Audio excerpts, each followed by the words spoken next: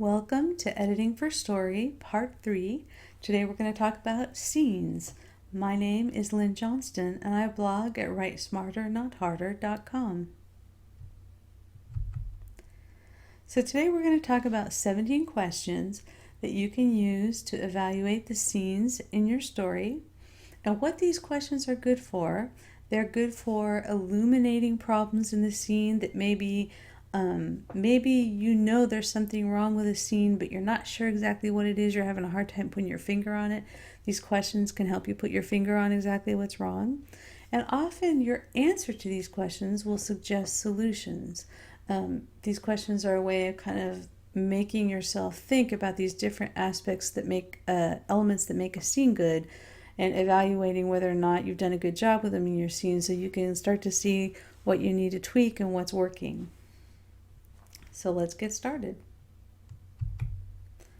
First question, what is the catalyst for this scene?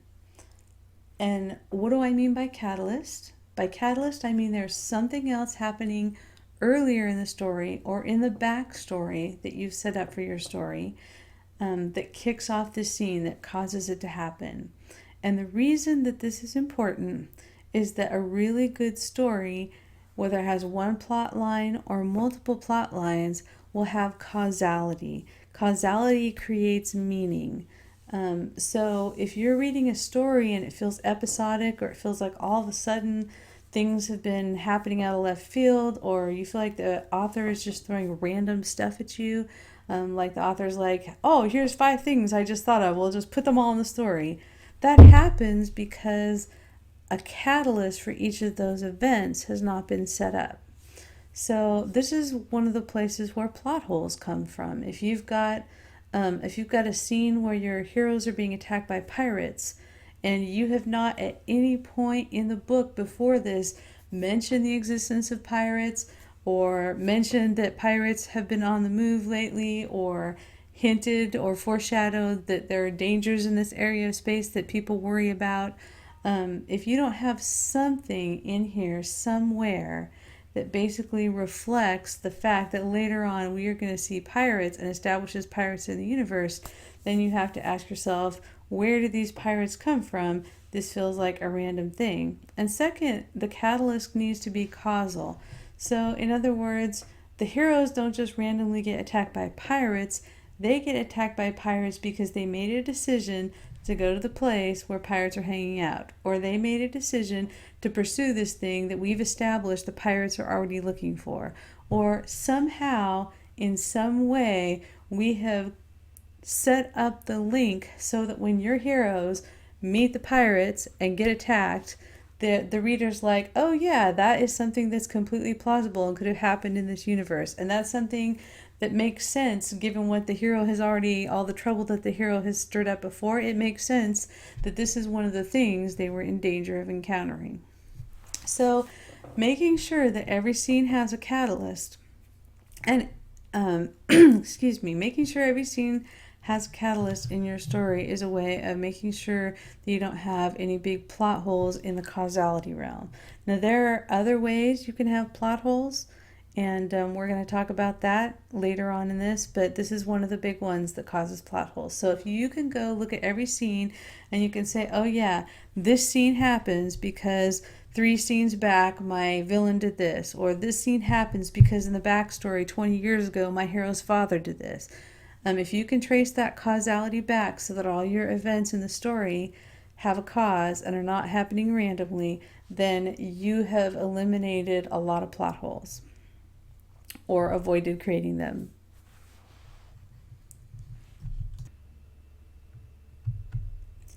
Second question, how does a scene advance the plot?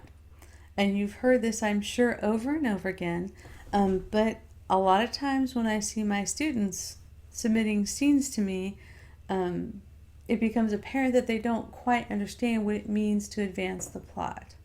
And you've heard probably that it's about moving the story forward. What does that mean? That means that something changes during the scene. Something has to be different at the end of the scene that was not true at the beginning of the scene. And this can happen through a revelation. There may be some new information that your characters uncover. Maybe they discover that something that they thought was wrong, or maybe they discover that the person that they were relying on is a traitor, or whatever it is that is new information. That counts as moving the story forward because something changed. Another way that something can change during the story is just is through action. The hero does something that changes the situation. The hero kills someone, or fights someone, or steals something, or returns something that was stolen, or whatever is happening in the action of the scene. That can count as moving the story forward, as long as somewhere in that action something changed. And it has to be something meaningful. It can't just be like, oh, the hero, if the thing that changed in the scene is that the hero lost his hat, that hat better be meaningful in some way, and it better be something that is related to characterization, like Indiana Jones. That's his thing, is like his hat. He has to take the hat with him. Okay, that's like a big part of his character. It's demonstrating character. It's not moving the story forward, so it doesn't count as advancing the plot. But it is a reason that you would have that happen. A plot advancing reason, though, to have the character lose their hat, that hat better show up as in the hands of the villain who's trying to frame the hero, or that hat better be something that he needs later when they're scaling the mountain and his ears are in danger of getting frostbite. So if you're gonna have action that changes the story forward, it has to be, as it changes the situation as the story moves forward, it has to be meaningful. It has to be meaningful to the characters, and it has to be meaningful in terms of affecting how things play out later. It can be a change that we don't quite realize. Like maybe, let's say something really important happens, one of the characters loses his hat and he's going to get framed with it later. He might not realize that the situation has changed, and that's okay. But by the end of the story, that needs to have been significant, and it needs to have been apparent to the reader why it was important that the hero lost his hat in that scene. Often you will move the story forward in multiple ways during the scene. You might have the characters not just discover something new, you might also have them take an action that changes things. Maybe your character learns that his girlfriend has been cheating on him, and as a result of that, he makes a decision that he's breaking up with her. Or he makes a decision that he is going to go get revenge on her by sleeping with her best friend, or whatever it is that he does to decide that's two ways that you are moving the story forward in that scene. The minimum is to have one thing move the story forward. So one revelation or one action that shifts the course of the story. That's the minimum. You have to have one. You can have multiple, and the bigger scenes will, like your turning points, the major plot points of your story, they could have like 5 or 6 different things happening in them that all advance the story in different ways. And then smaller scenes, maybe you have like a scene that's only like a page and a half, and all you're trying to do is basically show that the protagonist has overlooked something. The protagonist doesn't know that something's changed, but you have changed the reader.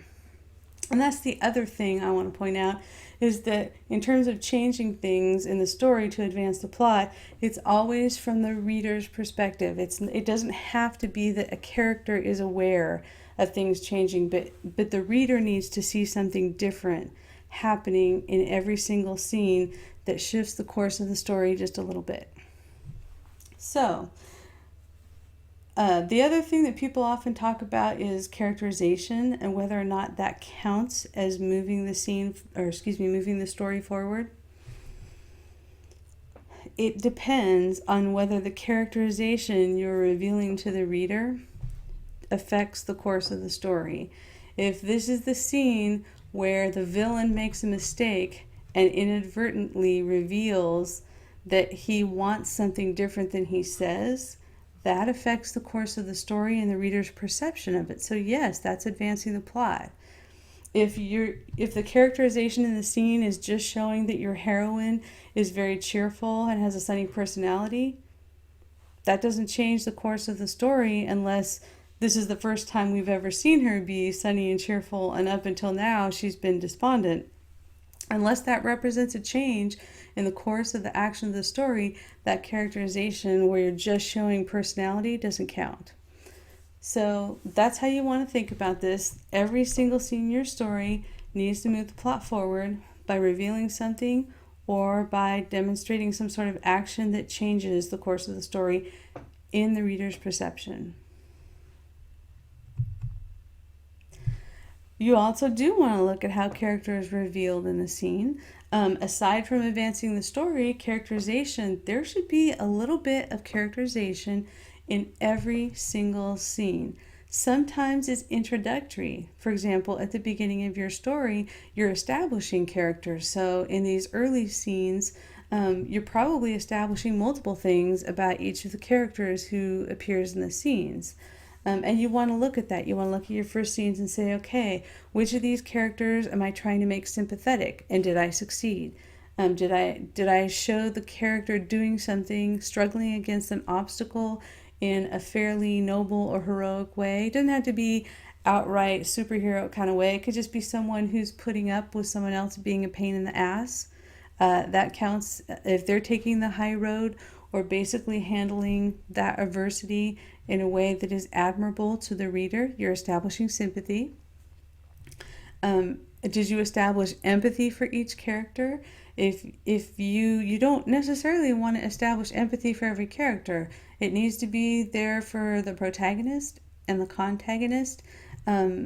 And then it's up to you, your discretion, whether or not you want the reader to sympathize or empathize with secondary characters and also with the villain. If your villain is someone who's really horrible and who you are not planning to redeem, you might not want to establish a whole lot of empathy. Like if you're writing about a serial killer, unless the point of the story is to get us into the serial killer's mind and help us understand how he became that way, you actually might want to dial the empathy back because you don't want the reader to be rooting for the serial killer to win. And the more empathy and sympathy you create for a character, the more the reader kind of wants that character to win and to do well and to be okay. So that's something to think about. Not just did I create sympathy or empathy. And by the way, empathy is created usually by giving a character a problem that the reader has also experienced or that is somehow familiar enough because it's similar to something the reader will have experienced. Like maybe none of us has ever jumped off a building, but all of us have felt like things were hopeless and that there was nothing else we could do. So you could have a character jumping off a building or getting ready to, and have the reader empathize with that by showing that feeling of hopelessness. And that causes the reader to both be in that character's head and also to want them to be okay.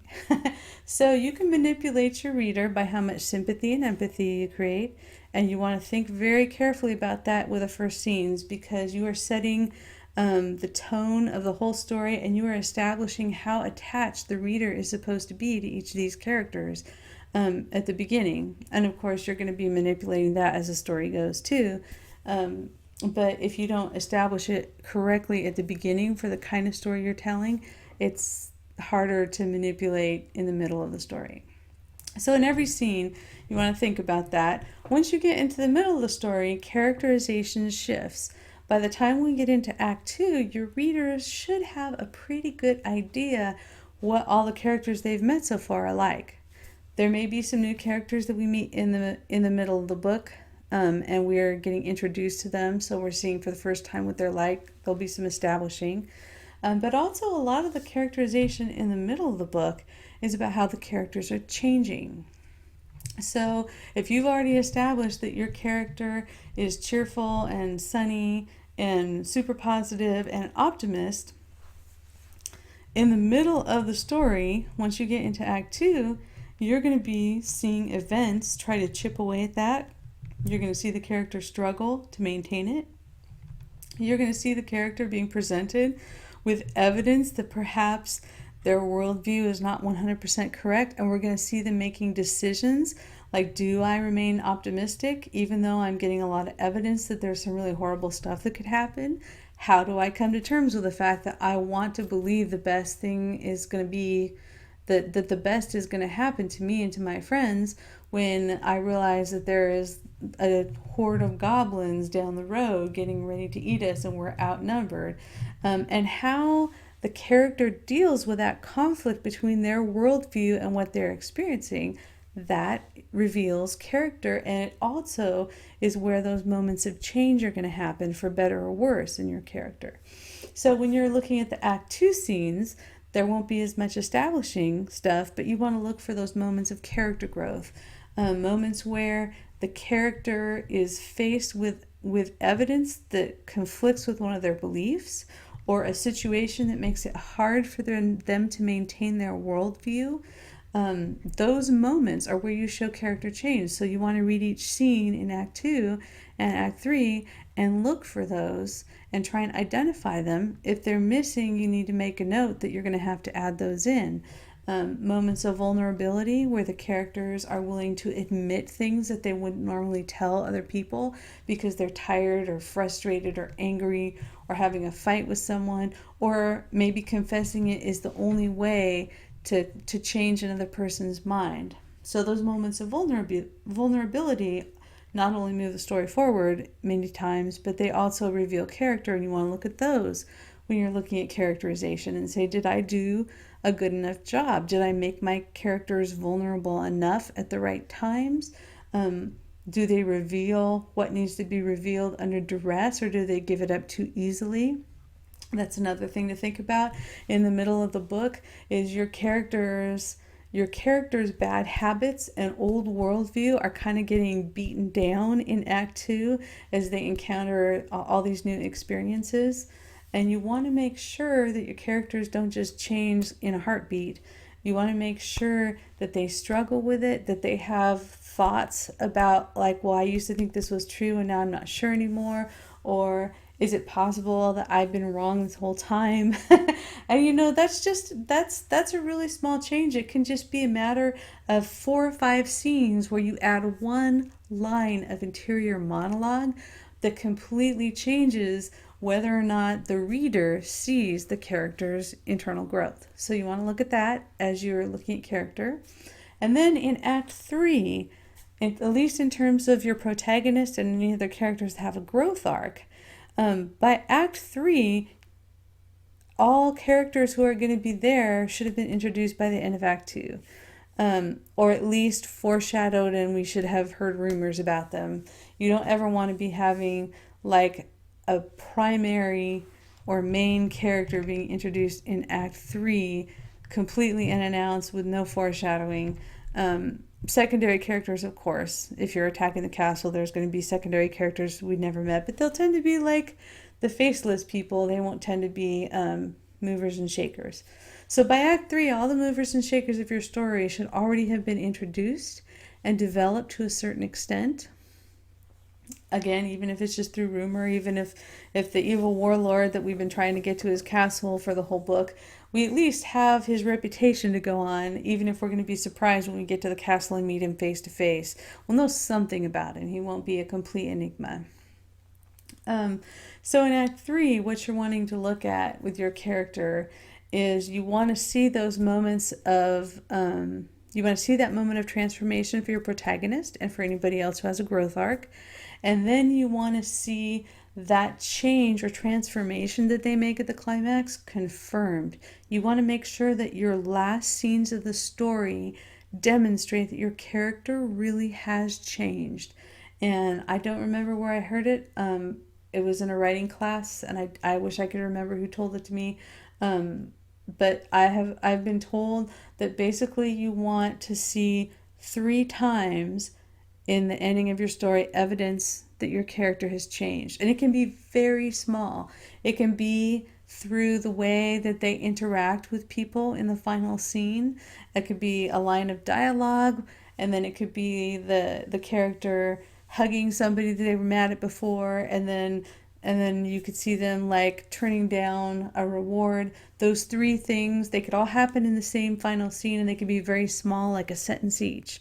But there are three things that basically are touchstones for your character's transformation that tell the reader, yes, I am no longer self-centered. I am selfless now, and I care about other people. If that's the character's transformation arc. Or whatever it is that they've changed, you're letting the reader know, hey, here's these three small things that hint that what the character experienced at the climax took, and that the character for the rest of his life is going to be more selfless or more brave, or whatever it is that he was moving toward throughout the entire story.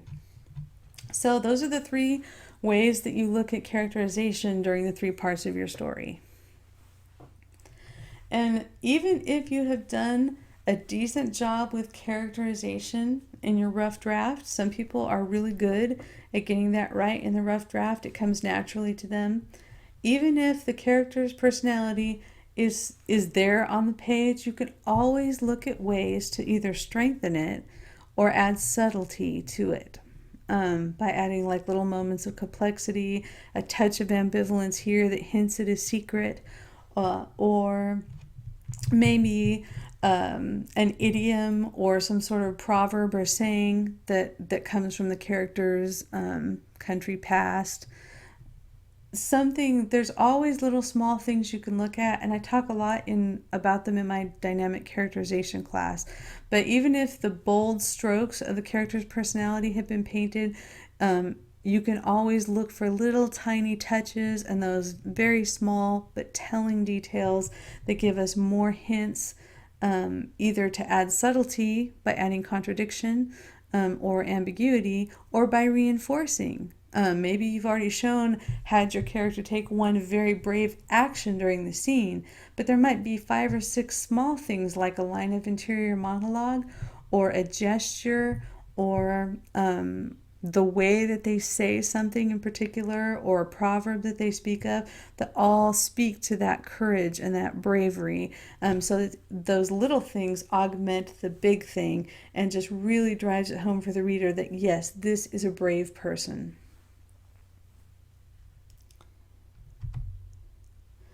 Next question. Are one or more of the story's themes advanced in the scene? And this probably feels a little bit difficult because theme can be very nebulous and hard to pin down, especially when you're writing the first draft or just after you finished it. And in fact, you might even come back to this question of theme after you've done a revision pass. Sometimes you don't realize until you've worked through the story a few times what you were really trying to say with it. But I think it's valuable, whether you do it now or later, to ask yourself if for each scene is one or more of the themes advanced. And for example, excuse me, I'm having trouble talking today. For example, if you have a story that's all about family, it's like the main character has a dysfunctional family, her friends all have issues with their families. You might not be able to say what the message of your story is or the moral, but you can tell that family is a theme in there because you kept being drawn to writing these just little dysfunctional family groups. You know that family is a theme in your story, even if you're not sure yet what you're trying to say about family, whether it's that dysfunctional families, you still love them even though they're dysfunctional, or whether it's like, hey, you got to get away from your dysfunctional family if you want to be sane. Maybe you don't know that yet, but you know that this, in some way, you need to say something to your readers about family. So go through every scene and say, okay, how is family treated in this scene? Is it good or is it bad? Is it something that the character is trying to solve? Is it something that just is present in the background?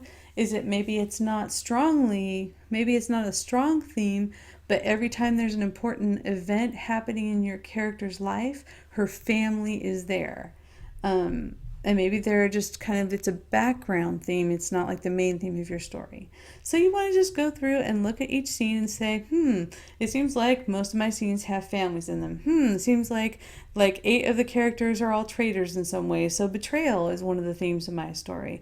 And go through and just note what themes you note in each scene, whether they're specific or just kind of more vague. And at the end of that, when you look at your scene list, and you can look and say, okay, I have 20 scenes that are about family, and 35 scenes that are involving someone betraying someone else, and then 10 scenes over here that are all about people falling in love. You can look at that and say, okay, my book is really more about family and betrayal. It's not really so much about falling in love, unless I want to do something about that. So what you can do is you can tone down the betrayal. If you decide that's not what you want the book to look like, you can go through these scenes that have betrayal at the center of the conflict, and you say, okay, what other conflict could I substitute in there instead of betrayal that would make the story work, but that would take that out as a theme. And honestly, I think if the majority of your scenes have a theme in it, you don't want to try and take it out. That's something that your subconscious was trying to communicate in the story. It's important to you. If it's in the majority of your scenes, it's something that you feel strongly about. If you look at something at the story's scene list and the themes that you've identified, and there's a theme that you thought you were writing about, and it only shows up in 3 scenes, you have a choice. You can go back and rewrite the story and say, now I need to put this theme into all these other scenes. Or you can say, obviously I wasn't doing a good job of writing about that. Let's scuttle it and see what the theme is that came out when I was doing the rough draft. So it's tricky to get scene working right, especially if you're not sure what you're trying to say. But making a point to make that list at least lets you know how heavily you hit each theme in the story as you were going through.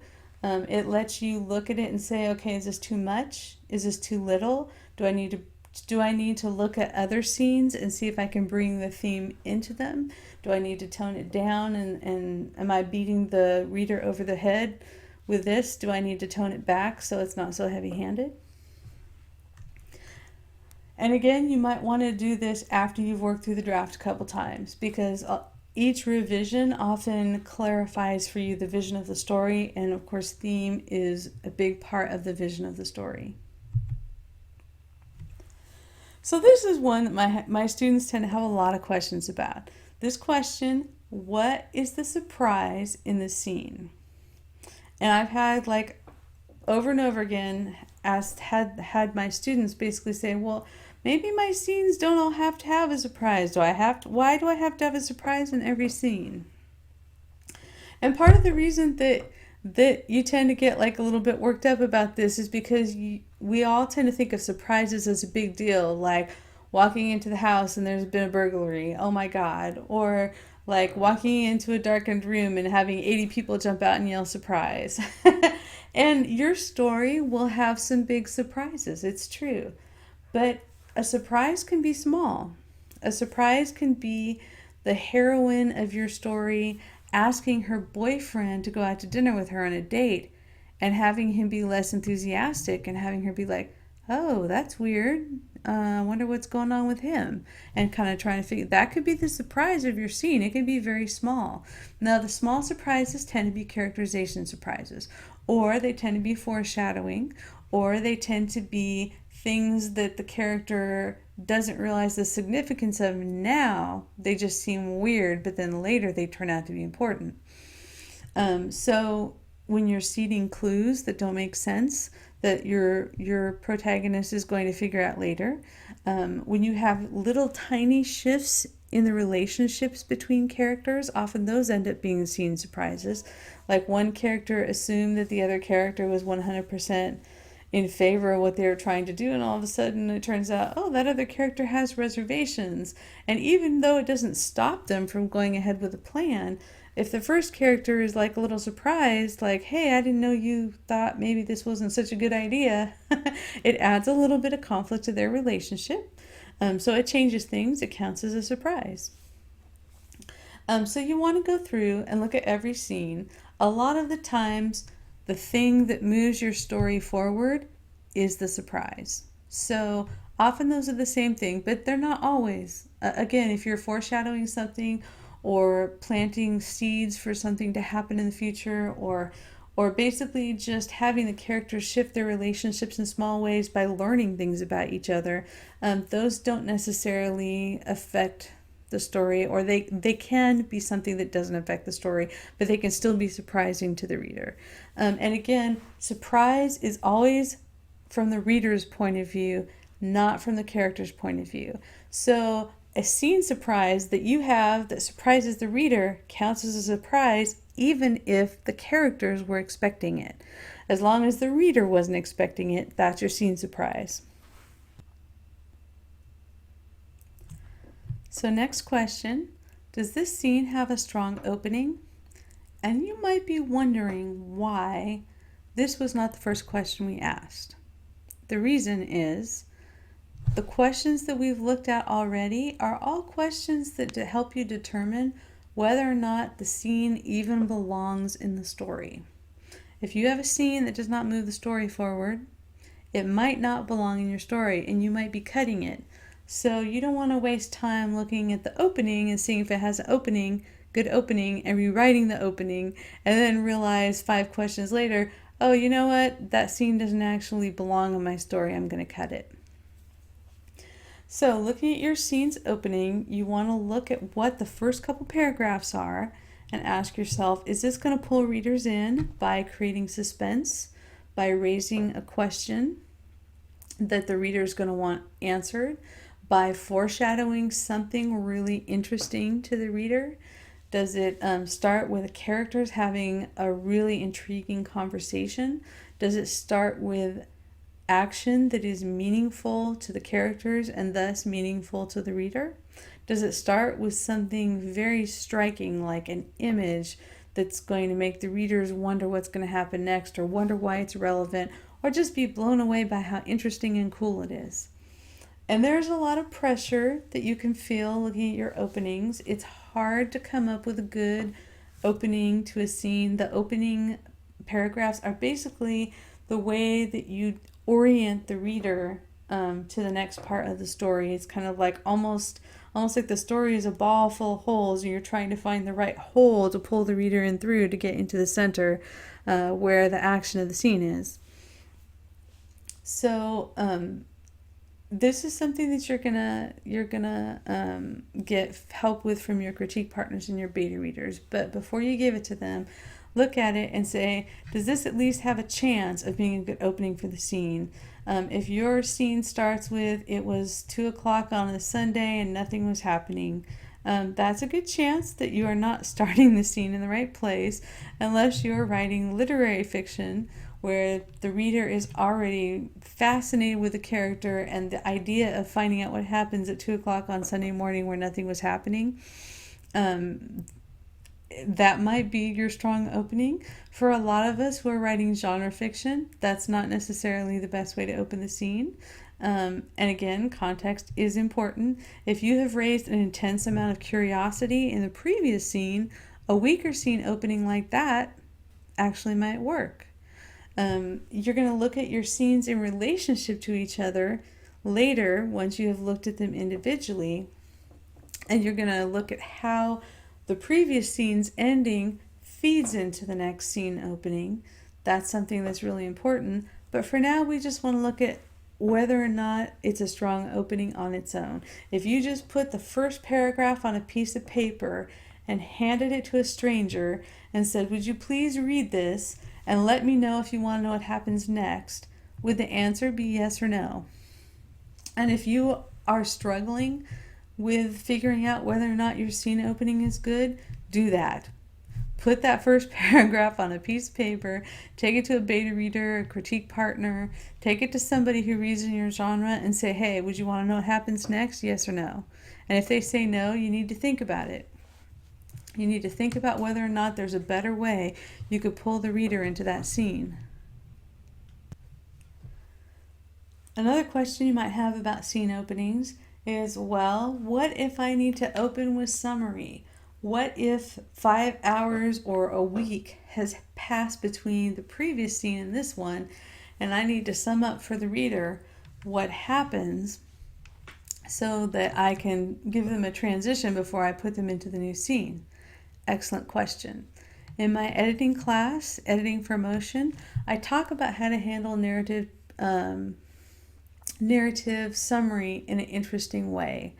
And I go into more detail there, but like the quick and dirty way to do that and make it interesting is you put whatever time transitions, make that as minimal as possible. And in your narrative summary, try and focus on the one interesting thing that you can pull out of that summary. Like, for example, it had been more than a week and the entire savannah was flooded so that the antelope were up to their ankles or their knees in dirty water. And that's maybe not a great example in terms of like the wording, but basically give the reader an image of something that represents what's happened, or that gives them some sensory details that are tied in with what's happened. Like maybe your characters have been on a stakeout, and you don't really focus heavily on the stakeout part. You briefly mention that they've been there for 8 hours, and then you immediately start focusing on the effects of the stakeout. They're like starving, they're soaked, they're freezing cold, they want to go home. So basically, you've given them the reader something vivid and concrete to entertain them, while you're giving them that summary information of like, here's how long it's been and here's what's happened in between. If you can show the effects of what's happened in between in a way that impacts the characters, or you can show the emotional impact, like how frustrated the characters are that a week has passed and they're no closer to catching the villain than they were a week ago. And then that gives the reader a strong emotional note while you're giving that summary. So that basically there's something in the summary for the reader to get excited about, even if the information about a week having passed is not exciting, and it usually isn't. You've given the reader something they can react to. And that's how, if you have to start the scene with narrative summary, you can still have it be a strong opening. Give the reader something funny, give the reader an emotion, give the reader a really vivid description. Like, it doesn't have to be a thorough description of everything that happened during the week. It could be just like the week had gone by and the best thing that had happened is everybody broke out in hives and was scratching like maniacs. Again, not the best worded opening, but that vivid detail is more interesting than just a week had gone by and a whole bunch of stuff happened. We ate, we slept, we did laundry, we got hives, we went hiking. Don't give the reader everything that happened during that transition where time has passed. Just give them the most interesting thing and hint at the rest. Next question. What conflicts does a scene contain? And this is a really big one. This is not something that I put at the beginning with the questions that could cause you to cut a scene, although potentially it could. If you cannot find a way for a scene to have a big enough conflict to support it, you might end up wanting to get rid of it or replacing it with something with another scene or combining it with another scene.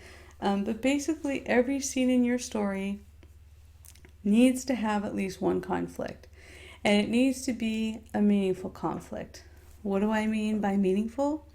The characters have to care about the conflict in some way. It can't just be like a random annoyance. It has to be something that is interfering with the characters doing what they want to do or interfering with their relationship. Basically, the conflict needs to be something that affects the story. You could have a conflict about someone climbing a mountain and having like all these blisters and breaking fingernails. And if in the next scene everything's fine again and it didn't matter that they climbed the mountain, that's a meaningless conflict in the context of your story, even though it might have been a very difficult conflict for your characters. So, looking at your scene list, you want to go through and you want to identify the major conflict of every scene.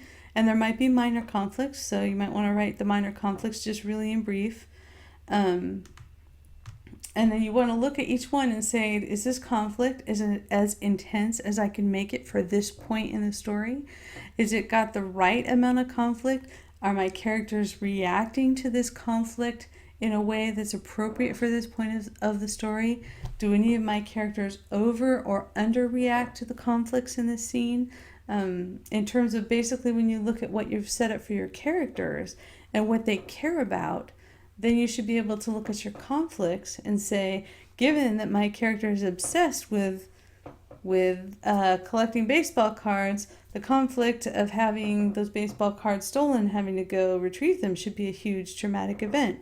Whereas if your character is a ballerina and she comes home to discover that the baseball cards her brother gave her for her birthday have been stolen, that's going to be a very small conflict for her if she doesn't care about the baseball cards.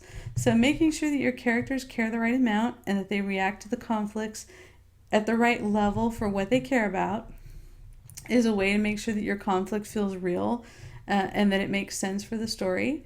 If you don't feel like a scene has a lot of conflict, it's time to start looking for conflicts.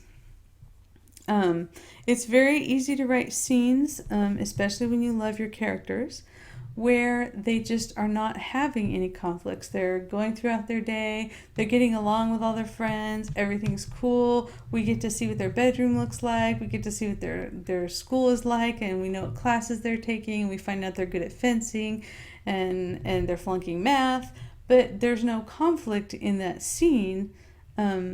That's a problem. And you can't keep a scene in the story just for the sake of establishing what the character's life is like. You also have to have conflict because conflict is what engages readers emotionally. Conflict's about people they care about. So if you find a scene that does not have a very strong conflict, if you would rate that conflict, and we talked about that in the video too, if you would rate any scene on a scale of 1 to 10, with 1 being like there is no conflict and 10 being the world is going to end and everybody's at each other's throats. If your scene is less than a 3 on that conflict scale, you might want to look at how you can beef the conflict up. There are 2 ways to beef the conflict up in a scene. 1, you can take the main conflict of the scene, the main problem that the character is trying to solve in that scene, because that's what conflicts are, is characters trying to solve problems and meeting obstacles. You can make it bigger, or you can look at the secondary conflicts in the scene that you may or may not have included and say, can I include more secondary conflict, or can I make any of the secondary conflicts that are already there bigger? You could have a scene where the main conflict is a fight between a couple that is dating, and you could say the fight is not that exciting. They snipe at each other for a minute and then everything's fine for the rest of the scene. You could either make that bigger, make that fight more intense and more important to the characters, and make it harder for them to resolve it. Maybe it lasts the whole scene, or maybe it's only partially resolved and the resentment is there under the surface for the rest of the scene. That's a kind of conflict. Or you could say, what secondary conflicts can I add? It's like they're sniping at each other here. Maybe the waiter is being rude to them. That's a secondary conflict you could add in. Maybe the dinner that they get is poorly prepared. That's another secondary conflict. Maybe they're starting to feel sick because it was so badly prepared. They got food poisoning. The food wasn't good. That's a secondary conflict that adds to the tension and also can make the primary conflict, their fight, it can make it seem worse and can make them react more strongly to the fight that they're having if they're also miserable because they're having a bad restaurant experience. So one of 2 ways: increase the main conflict, increase the secondary conflicts, or add secondary conflicts if there aren't any. If you've got a scene that's less than 3 on a scale of 1 to 10, you should really, really think about how you can add some conflict or some tension which arises from conflict. And tension can arise from implied conflict. Maybe the characters are not fighting yet, but the reader knows something that the characters don't. The reader knows that there's something that's going to happen later that could cause them to fight, or could potentially, maybe the reader in the previous scene saw two minor characters talking about one of the protagonist's secrets. So all of a sudden the reader knows that the secret could come out at any time. So that tension can add to the overall feeling of conflict in the scene, because the reader is going to be anticipating the conflict that would happen if that secret was revealed during the scene. Next question, is there any symbolism in this scene? There may not be any symbolism at all, and that's okay. Depending on what kind of story you're writing, it may be symbolism free. You may not need symbolism, and that's cool. But just as you're going through this pass, after you fix your structure and are looking at your scenes, if there is symbolism, just make a little note of it. Say scene 5, butterfly is a symbol for freedom. Scene 13, the water under the bridge symbolizes literal water under the bridge that these two reunited people are experiencing. Scene 25, heroine's glasses are a symbol for her reluctance to be intimate with a hero. Whatever little symbols you've got in there, just write them down and don't worry about them yet.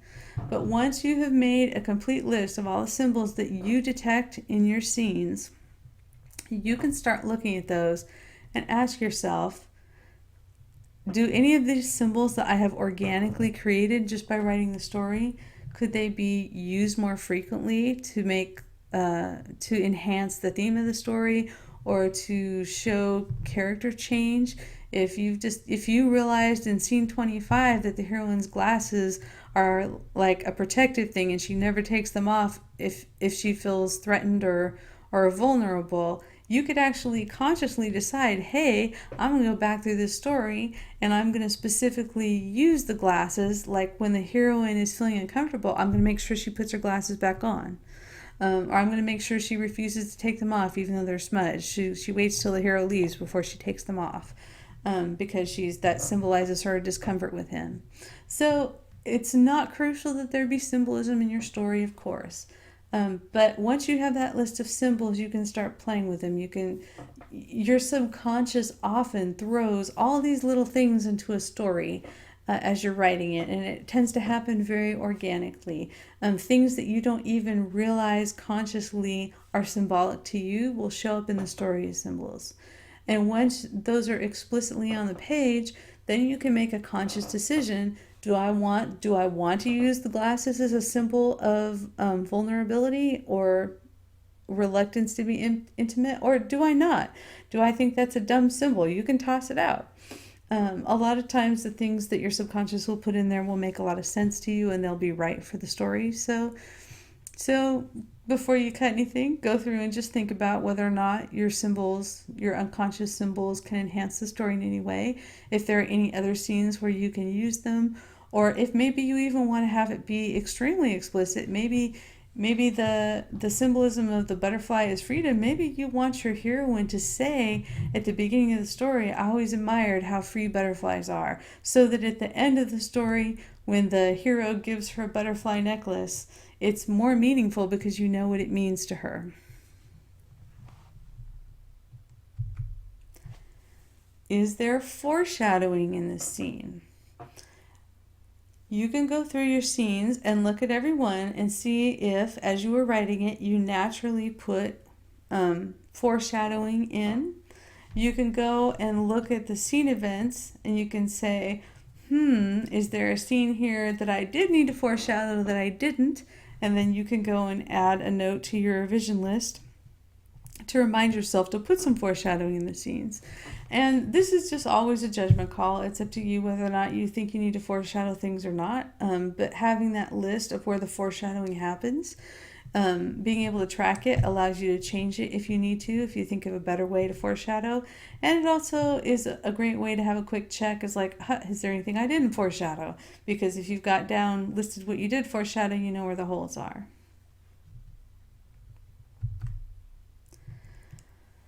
Another question you want to ask yourself, what short-term goal is each character in the scene trying to achieve? And the characters are going to have long-term goals and short-term goals. Long-term goal is the story goal. It's what the characters are trying to achieve and will either succeed or fail to do by the end of the story. Short-term goal is what is the character trying to do right now in this scene. Like maybe the character's long-term goal is to rob a bank. Short-term goal is to get one of the bank tellers to just agree to go out on a date with him.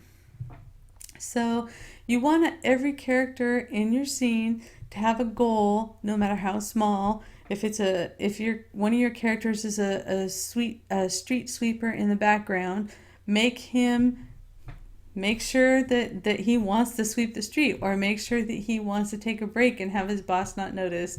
And maybe that doesn't actually affect the action of the scene, but in that brief moment where you show him like hiding out in an alcove, smoking a cigarette and trying not to be noticed, that adds color to your background. It makes him feel like more of a real person. If you're spending time on a character more than a sentence, and it's not a faceless person, you're actually trying to describe him as a real person, you want him to have some sort of implied goal, because that's one of the fastest ways to make a secondary character come alive and seem not just like a cardboard cutout that the author put there to populate the setting. But of course, your main characters absolutely must have a short-term goal that's explicit or clear. It doesn't have to be clear what the goal is, but it has to be clear to the reader that they're trying to do something. You basically do not want to have a character in the scene who is completely passive. It might be mysterious what they're trying to do, but from their actions, you should be able to tell that they're trying to do something. And of course, you, the author, should always know what your characters are trying to do in every single scene. If you have a scene where one of your characters does not have a short-term goal, unless the point of that scene is that this character is completely unmotivated and passive, you want to rethink that.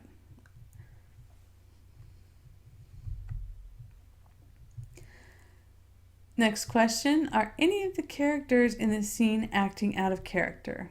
And this one can be a little bit hard. You're going to also want to run this by your beta readers and your critique partners. But you can look at the scene and go through and look at what each character does in the scene. Just ask yourself, is this what a spaceship captain would do? Is this what a mother of five would do? Basically look at how you set up each of those characters and just do a quick check. It's like, is this character acting like a mother of five throughout the scene? If not, that's okay, as long as there's a specific reason why that character is acting out of character. Characters do that, and in the most interesting scenes, we see people being pushed past their boundaries and crossing lines and basically doing things that they would normally never do. So it's not that you don't ever want the character to act out of character, but when you find them acting out of character, you want to make very sure that you have set up the reason for that, and that reason is clear to the reader.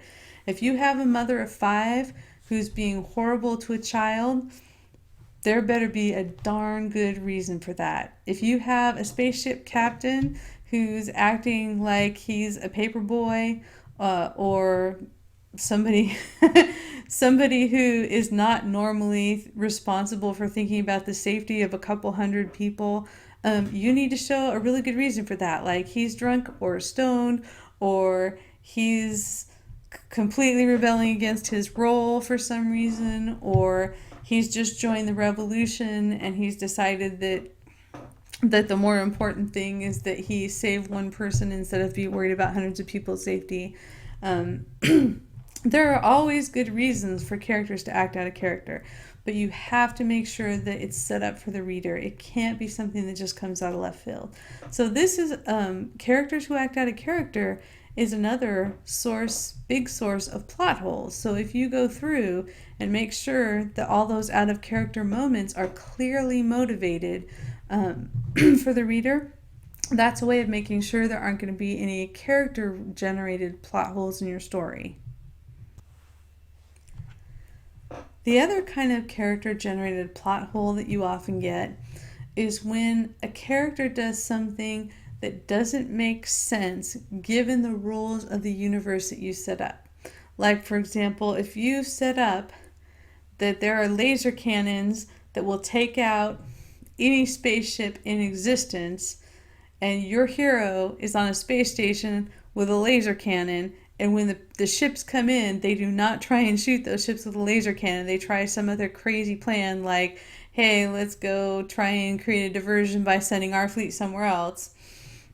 That's a plot hole. So you also want to think about, in terms of acting out of character, you want to make sure that your characters are following the rules of the universe that you've set up.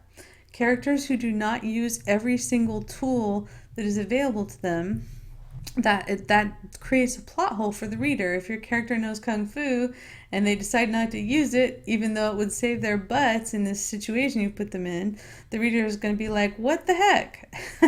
Why? It's like, were you lying about knowing Kung Fu, or do you not remember that you know Kung Fu?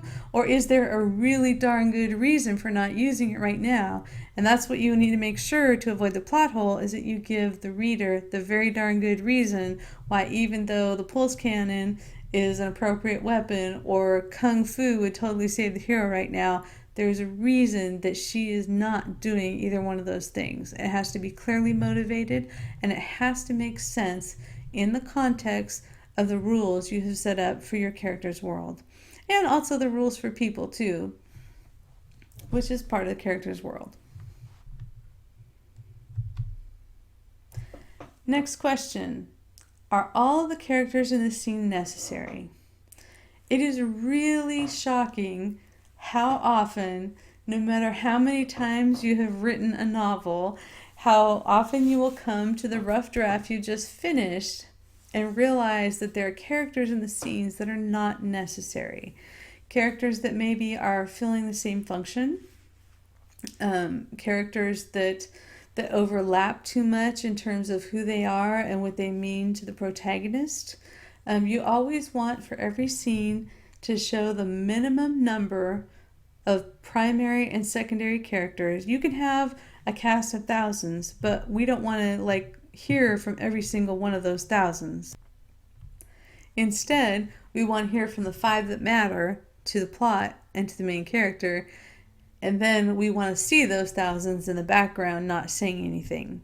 It's like all those non-player characters who basically there to demonstrate that the hero is at a racetrack, those crowds screaming in the background. It's fine to describe them as objects and to mention them briefly, but for the characters who talk and who interact with the protagonist, the minimum number who will serve the function of the scene is what you want to go with. So it can hurt. You might have some secondary characters that are your absolute favorites, who are basically redundant, and it's hard to cut them, but for the sake of making the story better, you need to do that. Next question. How is the setting influencing the characters in the scene? And this could be just through weather. It could be through people who are very minor characters, giving the protagonist trouble, the guy who's operating the toll booth or hanging out at the guard post, or the waiter at the restaurant. Those characters might not have any lines, and that's fine. They can still influence the main characters, though. If the waiter is rude without ever saying anything, he's still adding to the conflict in the scene. So you want to think about how your characters are going to interact with their setting, and how the setting is going to try to interact with the characters. Usually through people. People is how the setting tries to interact with the characters. People whose job it is to make everything in this world happen correctly and in the right order and in the right way. Those people can be obstacles for your protagonist, or people that your protagonist has to trick or persuade or befriend. So those are all things that you need to think about in terms of setting.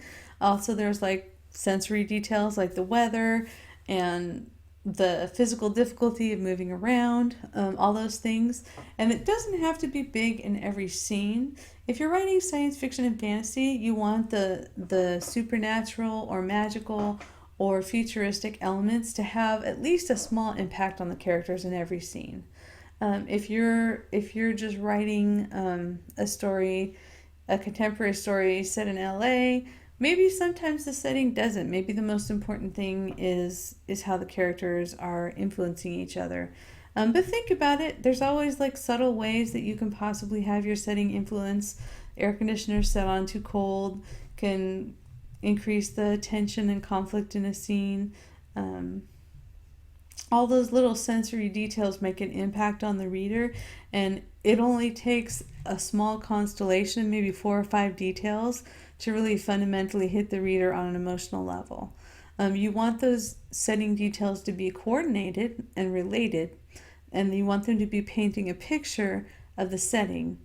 So pick your details well, but they don't have to be a lot of them, and they don't have to be big. They can actually be take up a very small portion of the scene.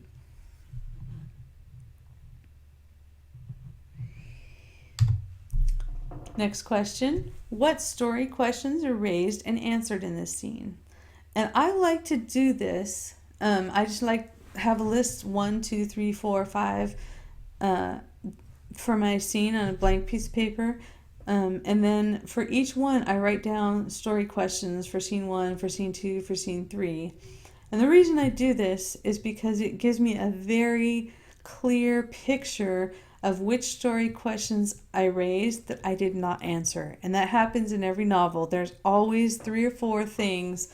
They're often small, but they're things that I raised at some point in the novel and I never answered them. Not answering your story questions that you've raised earlier in the story tends to give the story a feeling of being unresolved. It weakens the emotional impact of your ending, unless the emotional impact of your ending is coming from the fact that something is still a mystery. So for the sake of having a strong ending, I like to look at these story questions and make sure that everything that needs to be answered gets answered. Next question, is your story written in the voice of a point of view character? And this is something that can be a little bit of a judgment call, and it's also something you might want to get help with from your beta readers and critique partners just to make sure, because a lot of times it's hard as the author to distinguish your voice from the voice of your characters. And it's easy for your voice to creep into the voice of your characters. And in a sense, the voices of your characters comes from your voice, but there are things you do to distinguish which point of view character we're in. And if you haven't done that, the voice of your point of view character is weak. So you want to look at it and look at each sentence in the scene and ask yourself, is this how Charlie would say this? Charlie is basically telling the story. Even if you're writing in close third point of view, you want your sentences to be written as if the character would express him or herself. So just go through. It's like, point of view character is Charlie. Would he say this way? Would he say that way? Would he be noticing this? Would he be noticing that? And that's how one of the tricks you can use to make sure that the character's worldview is filtering the scene for your reader. Anything that's in the scene that your point of view character is saying or thinking that is not in his voice or her voice basically pulls the reader out of the story and makes your point of view more shallow. And we all do it in the rough draft. It's really hard to stay completely in a character's voice as you're writing, especially when you're switching between characters. If you have 2 or 3 or 5 point of view characters, it's really easy to start confusing. So one of the things I do preparation wise, and you don't have to do it before you write, you can do it in edits, is I try and think about my character's voice and say, okay, what are some things that what are some characteristics of my character's voice? Are they kind of terse? Are they kind of long-winded? Are they very upbeat? Are they very pessimistic?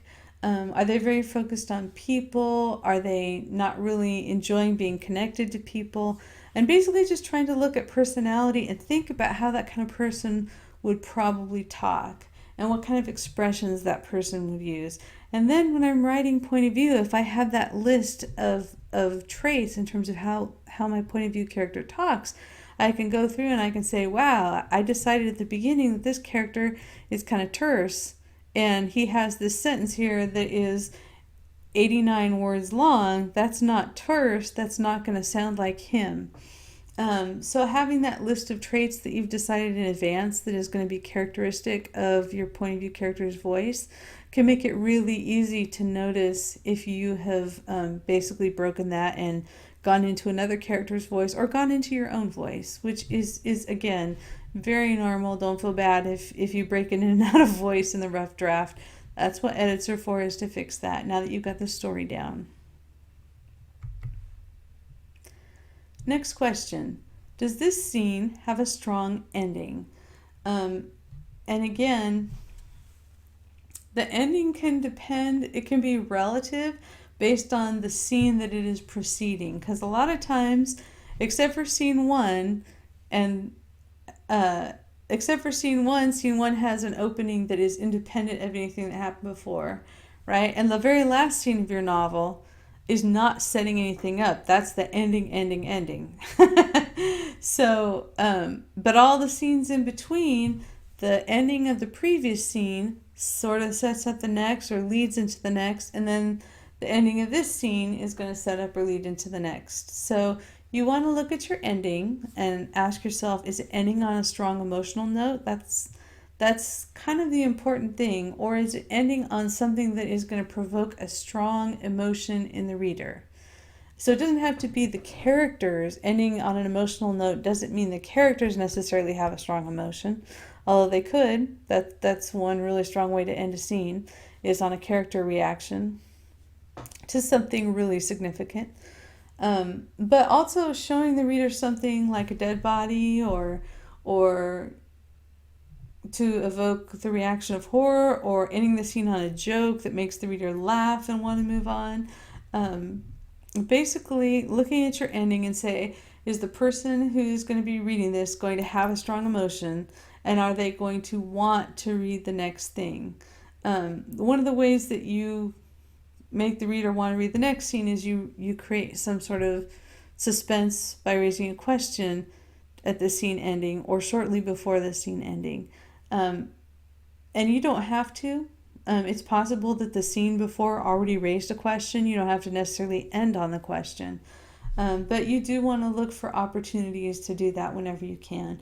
If you can evoke an emotion of horror or humor or wonder and raise a question, that's even better, because then you've got two hooks there. Is that the emotional hook, and you've got the suspense hook that are both making the reader want to find out what happens next, because they're immersed in the story and they're enjoying it. And again, if you have an ending and you're not sure it's strong enough, ask your beta readers, ask your critique partners. Just find out whether or not they read that ending. They're like, oh, but where's the rest of it? Because that's really common. That's really common in a rough draft, is to write a scene that in your head is the end of the action, but in terms of how it feels emotionally to the reader, it just feels like another beat in the scene, rather than having a sense of resolution or having some sort of powerful emotional impact.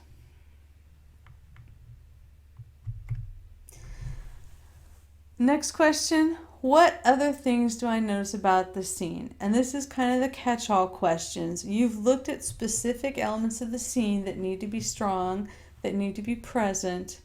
This is where, this question 17 is where you just say, and what else is there? Is there anything else I notice about this scene?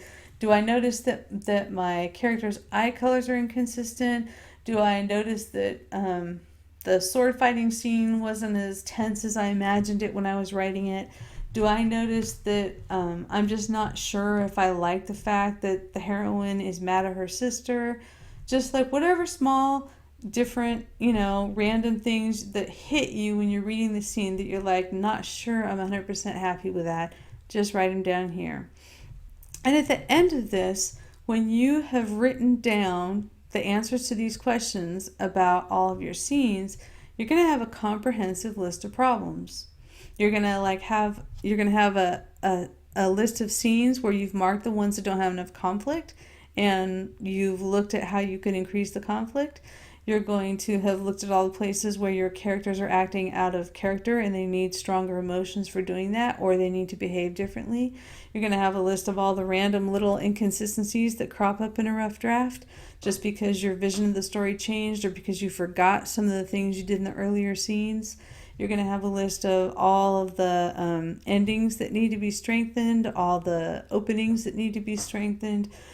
So basically, you by the time you have finished asking these questions for every scene in your novel, you have a pretty clear idea of what all the problems are at the scene level that you need to fix. And before you fix them, I strongly recommend first that you do every scene before you start rewriting anything. And second, look it over before you make a decision about how you're going to rewrite. And here's why. A lot of the times when you're focused on the scene and you're just looking at that scene, you'll notice the problems and that's fine, but you're also going to come up with solutions that don't take the rest of your novel into account. The solutions you came up with for each of these problems while you're looking at the scene, when you look at the whole thing together, you might realize that there is a better solution. You might have like some character motivation problems where characters are acting out of character for no reason, and some scenes that don't have causality, they aren't caused by anything. And you might look at that all this constellation of problems you identified and say, oh, you know, it would fix everything here that's wrong at the plot level is if the heroine was related to the villain's cousin. It might be that there is one problem at the root of all these little seemingly unconnected things you've noticed as you've analyzed the scenes. It could be that it seems like when you started writing, your heroine trusted the villain, and then when you finished writing, you had sort of gotten away from that and you realize, oh my gosh, this story only works if the heroine actually trusts the villain up to the climax, and I kind of had her distrust him too soon, and so she's doing all these things that don't work for the story, and all of those can be fixed by fixing that one or rewriting those scenes with that one thing in mind. So looking at them for larger patterns, looking at your list for a big pattern before you start rewriting helps you to ensure that when you revise, you're actually fixing the right things. And sometimes there won't be a pattern. Sometimes it's just that one day you were in kind of a weird mood and your characters were overreacting to things, and one day you're in a really happy, peaceful mood and your characters didn't fight enough or have enough problems. And it could just be that you need to fix that one isolated problem.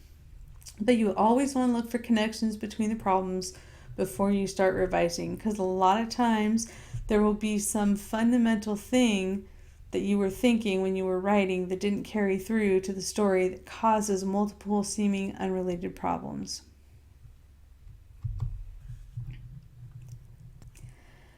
Here's a bonus question.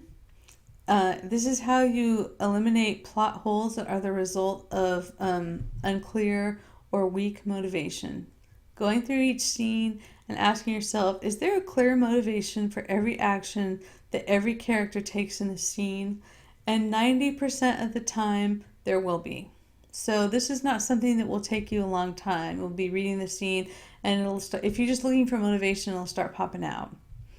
This is also something that is kind of hard to see sometimes if you're really close to your characters. Especially if the character is someone that you identify with, where they're basically your agent in the story and you are living through the story through this character. So this is something you also want to ask your critique partners and your beta readers. If you are not clear on this or you have trouble, just ask them. Say, as you're reading the story, is there anything that any of my characters did that you just did not understand why they did it? And if they do, if they come back and say, yeah, I don't know why your character jumped off the bridge, or I don't know why your character had this fight because it seemed like the hero was trying to be nice to her, whatever it is, those missing motivations basically look like plot holes to a reader. To you, they make sense because in the back of your head, you knew why the character was doing those things, but you just failed to communicate it on the page. So this is something you can do to eliminate plot holes. And again, it's hard. It's really hard, especially if you're a beginning writer, to see what's on the page without also experiencing the story in your head the way you imagined it when you were writing it. So this is something that you definitely want to ask your beta readers and critique partners to watch out for. Just please underline any action as you're reading that doesn't make sense, that you don't understand why the character did it. And that will help you get rid of all your motivation related plot holes. And finally, I want to point out that in the same way, in video 2, how we talked about looking at each scene in terms of conflict and stakes, and we graphed it out so that you could actually see the progression of the scene. If you want to see the structure of your scene, the structure of a scene has 3 parts.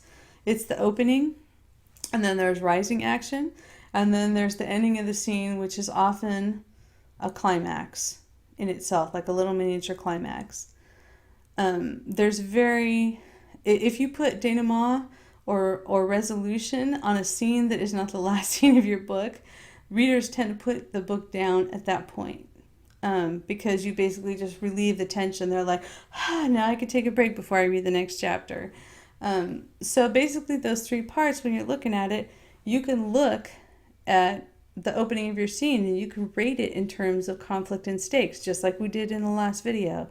For the scene overall, you can break the scene up that way, and you can look at each event in your scene and rate it for conflicts and stakes, rate the ending for conflicts and stakes, graph it out on a scale of 1 to 20, just like we did in video 2, and you can actually see how the conflict and stakes, which are the 2 things that grip readers and keep the story moving, you can graph it and see how it's progressing through the scene. You can look for flat points. You can look for points where there isn't any conflict or where the stakes are too low. You can look for points where you're at a plateau because nothing's really happening or nothing interesting and significant is really happening. So that's something, if you have a scene that is just not working and you've run through these questions and you still can't figure out why it doesn't work, do the graph.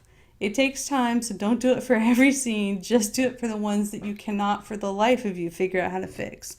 And a lot of times that will show you where you went wrong. It'll show you the part of the scene that started to get boring, and the part of the scene where the reader is likely to put it down. So I know it's a lot of work, and again, I don't do it for every scene. I do it for the scenes that are driving me crazy, and I cannot figure out, using any other method, what I need to do to fix the scene. So if you haven't downloaded it already, I invite you to check out Editing for Stories.